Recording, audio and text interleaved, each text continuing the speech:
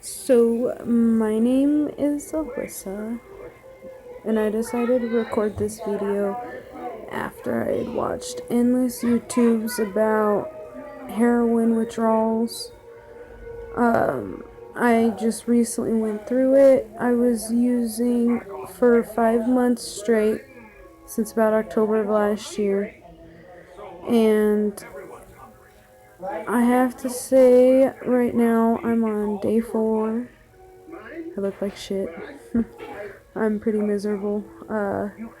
Day 1 and 2, I was literally catatonic. I couldn't talk. I suffered cold sweats.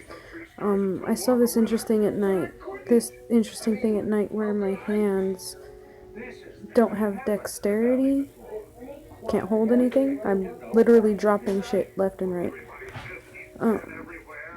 I wish I'd never used as long as I did. It started with pills. My big thing were in Colorado we can still get OCs, and I was doing the 40s.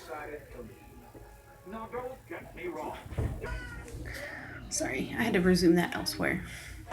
Kind of don't want my family to hear this whole story because they don't know. Okay, so yeah, it started with the OCs, the 40 milligram, snorting them. I had made it up to 2 of those a day, which $1 a milligram, $80 a day habit. When I started all this, I was an account supervisor.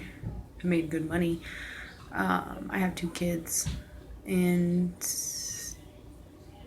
I was doing just fine with them.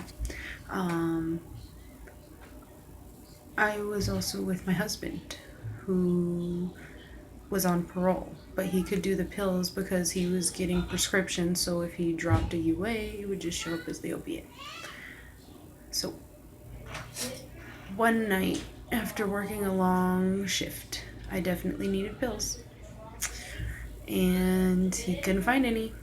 We had like 4 dealers that we could go through, and none of them had anything. But his brother Tommy, he was able to score something better, which was heroin. And he tried to get me high. Well, Tommy was high on heroin, so he nodded off and dumped my spoonful, and so my first shot was literally nothing. But after he left, my husband made a shot, and that one worked. After that, I was hooked. Or like, why were we spending money on pills? That's $80 a day. With that shit, I could get by on like $50 a day per person. It's a $100 a day habit. We blew through that pretty quick. And then work became less and less important. And no work. Well, constantly worked for Labor Ready, but when you bust your ass that hard, making $60 at the end of the day, it's rough.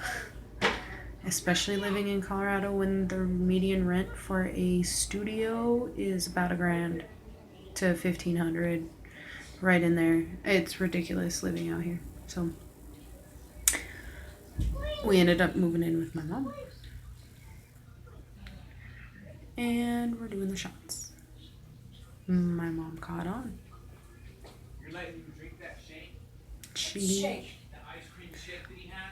caught me nodding out quite a few times, and she decided that she was going to bring CPS in. That was really awesome, actually, because CPS hung around for about 3 days, made me sign a waiver that they'd take my kids, and sure as shit, they took my kids for a bullshit reason, though. was because a detective was trying to question me. And if I were to go to jail, they didn't think I had a contingency plan for my kids, which would moron wouldn't, because they're kids. You gotta have a backup plan. So, in short, kids got to go with grandma, which is good, really good, but not that great. Because every time I see them, they're like, "Mommy, what happened?" And I'm like, I can't explain why I put that habit first to a 3 and a 4-year-old. But anyway, so shots after shot. No job. Got a car. Don't got a place. And my money, all my money goes to it. And there's...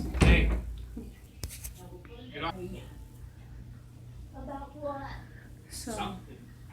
Why don't you sit down and talk to her or do something? It looks like I'm a little busy.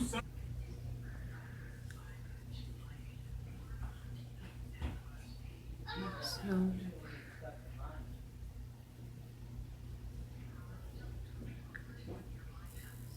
After it all,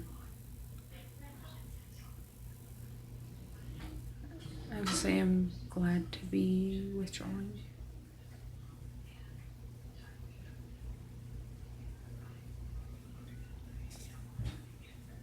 But it's hell.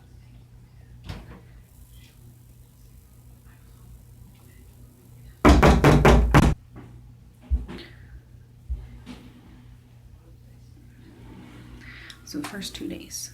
The fun parts of withdrawal that none of those videos talk about.